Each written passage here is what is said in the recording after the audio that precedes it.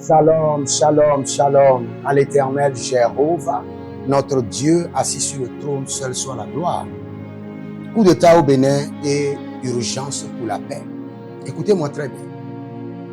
Et j'aimerais envoyer un message aux autorités du Bénin. Nous sommes des hommes de paix et nous condamnons toute forme de coup d'état. Nous voulons la paix à tout prix. Donc chaque personne doit contribuer à la paix. Nous prions en tant que prophètes de Dieu, mais nous devons aussi révéler certaines stratégies. Écoutez très bien. Si les putschistes ont attaqué la maison du président et ont attaqué seulement le président, le message est clair. Ils veulent juste renverser le président et prendre le pouvoir. Mais le message est au-delà de cela. J'ai fait une analyse prophétique afin que les dispositions soient prises rapidement, afin de sécuriser la nation béninoise et nous sécuriser, je dis. Écoutez-moi très bien. Les putschistes ont attaqué les généraux. Ce message est un message très dangereux. Un message très critique. Le fait que les généraux ont été attaqués chez eux, on est en train d'envoyer par cela un message aux généraux et un message à l'armée, à tous les garnisons. Je reprends. Un message fort aux généraux et à tous les garnisons. Et le gouvernement doit prendre compte de ce message et prendre les dispositions. Il faut changer certaines personnes rapidement. Il faut sécuriser certaines personnes. Il faut rassurer certaines troupes. Il faut modifier, envoyer certaines troupes qui sont peut-être d'ici à une autre garnison, modifier certaines troupes stratégiques rapidement. Je ne suis pas seulement un prophète, je suis le conseiller des rois. Et pour être un conseiller des rois, il faut comprendre certaines planifications stratégiques. Et c'est une onction, c'est un esprit. Écoutez-moi très bien. Le gouvernement du Bénin doit se lever de manière très stratégique. Parce que les putschistes ont envoyé un message qui a été envoyé dans la Bible.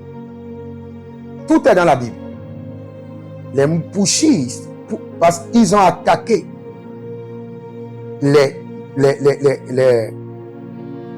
généraux, je dirais, pour envoyer un message au camp, pour dire que nous allons revenir.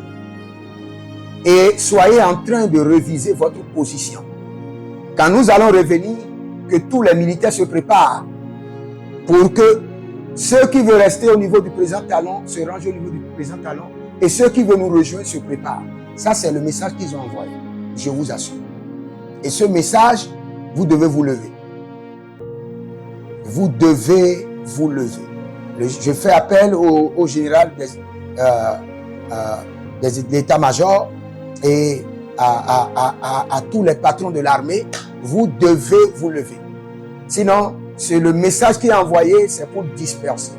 Ébranler votre troupe, les disperser et les amener à reviser leur position et à choisir. Et c'est arrivé dans la Bible. Je peux vous montrer à différents versets bibliques où Moïse s'est tenu pour dire, si vous êtes, il a dit au peuple, si vous êtes de mon côté, venez ici. Et si vous êtes de côté des autres, allez là-bas. Même chose avec Josué. Même chose avec Gédéon. Donc c'est un système de guerre très clair, un message de guerre qu'ils ont envoyé. Est-ce que nous voulons la guerre? Non, nous ne voulons pas la guerre.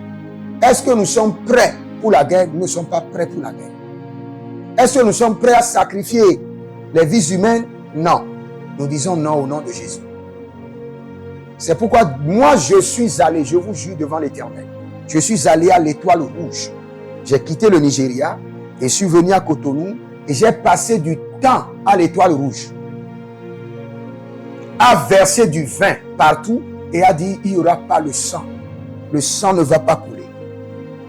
Parce que j'étais là, j'avais vu la vision où les gens couraient de Védocor vers Kadian et beaucoup de gens cherchaient leur maison. La population, les gens ne cherchaient leur maison. Comment tu dois chercher ta maison? Et j'ai dit, qu'est-ce que ça c'est quoi? Après avoir prié, la même chose revenait. Et j'ai pris le vol du Nigeria et suis allé rester à l'Étoile Rouge. De 1h jusqu'à 3h, 4h, j'étais à l'Étoile Rouge, je priais et je mettais de l'argent sur certains coins, je versais des trucs pour dire Seigneur, le sang ne doit pas verser. Cette terre du Bénin, tu ne boiras pas le sang. Bois seulement le vin. Bois le sang de Jésus. Donc, après cela, maintenant les autorités doivent s'engager. Nous ne voulons pas la guerre, non. Quelle qu'en soit la situation. Même si les droits sont brimés, il faut choisir entre les droits brimés et la guerre. Et moi, je choisis les droits brimés que la guerre.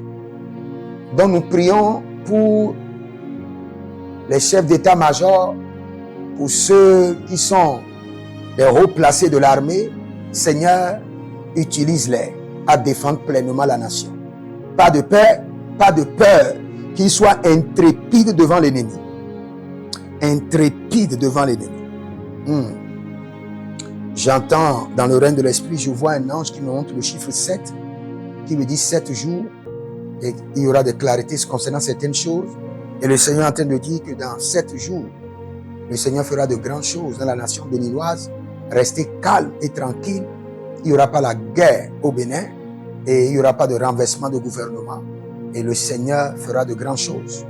Que le Seigneur vous bénisse. Demeurez connectés et vous pouvez demander une consultation prophétique sur vos finances, sur votre vie professionnelle, votre foyer, votre mariage, vos commerces, ou demander une consultation prophétique sur l'année 2026 et vous verrez la gloire de Dieu. Écrivez-moi au plus 228 97 16 90 90.